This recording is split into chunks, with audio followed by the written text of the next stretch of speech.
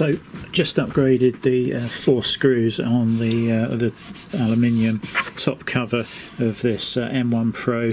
I'd taken them apart twice already, these steel ones. I've chucked them back in here. This is a little kit of stainless steel countersunk screws, bolts and washers and nuts, and came with a little set of Allen keys.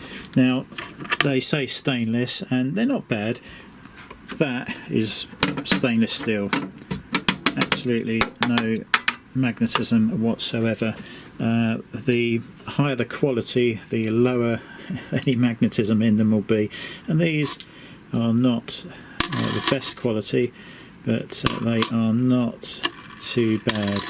It's not too much magnetism there, so not bad quality for the price, and yeah, that should keep us going for quite some time. So if I do need to take this lid off again, and I suspect I probably will in the coming months and hopefully years, yeah, we won't be rounding these stainless steel heads off. So yeah, Amazon, I'll leave the link, and yeah, hope that was useful.